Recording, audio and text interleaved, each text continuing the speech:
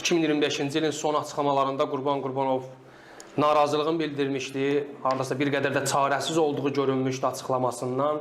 Bildirmiş ki, futbolçularımızın 90%-na hətta, bu kifayət qədər böyük rəqəmdir. Rəsmi təkliflər var, rəsmi olmasa da müəyyən təkliflər var, hansısa yollarla, menecerlərimiz, skantlarımız vasitəsilə. Heyəti qorumaq bizim üçün çətindir, bu durumda qərarlar vermək çətindir. Haqlı olaraq futbol ictimaiyyətində də narazılıq var idi, azarkeşlərdə də bir, daha doğrusu narahatlıq var idi ki, Qarabağın gələcəyi necə olacaq, bu heyəti qoruyub saxlamaq baxımından nəzərə alaq ki, Çempionlar Liqasında da mübarizə davam edir. Bizi yanvarda 2 önəmli oyun gözləyir play-off yolunda. Amma artıq Qarabağ azarkeşlərini rahatladacaq bir xəbər var. İnformasiya var ki, Qurban Qurbanov qərar verib futbolçuların ayrılmağı ilə bağlı bir hərəkətlilik olmayacaq qış transfer dönəmində. Qurban Qurbanovun net qərarıdır. Elə bu barədə bir informasiya da var. Mümkünsə onu verərik də, Nicat, zəhmət olmasa.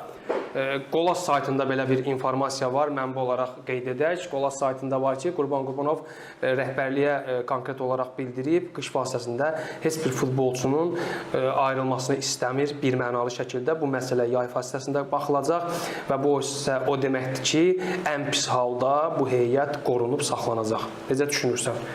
Sözün açığı, əlbəttə ki, bu normaldır ki, bir komandada uğurlu çıxışlar varsa və belə deyək də, bu uğurlu çıxışları artıq bir yox, bir neçə mövsümə yaymısansa, təbii ki, artıq orada, belə deyək də, futbolçulara transfer təkliflərinin olması normaldır. Yəni, burada qeyri-adi bir şey yoxdur və bu da normaldır ki, Qurban müəllim də istəmir ki, komandanın, belə deyək də, bir çox futbolçusu komandadan ayrılsın. Çünki onların yerinə, hətta gedənlərin yerinə gələn futbolçuların da nə qədər yaxşı olub-olmayacağında bir müəmmadır. Yəni, bunu da bilmək olmur.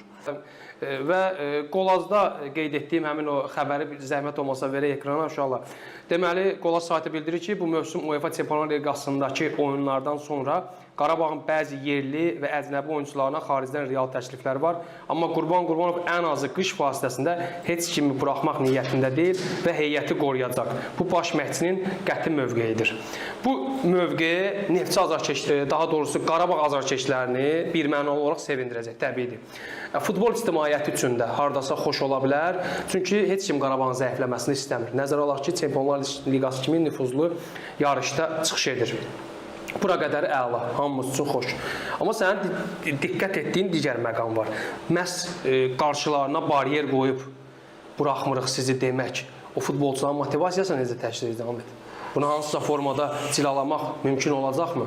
Sözün açığı, təbii ki, futbolçuya təsir eləyə bilər, yəni sözsüz. Amma mən belə fikirləşirəm ki, bu Qarabağ üçün böyük bir şansdır. Nə mənada?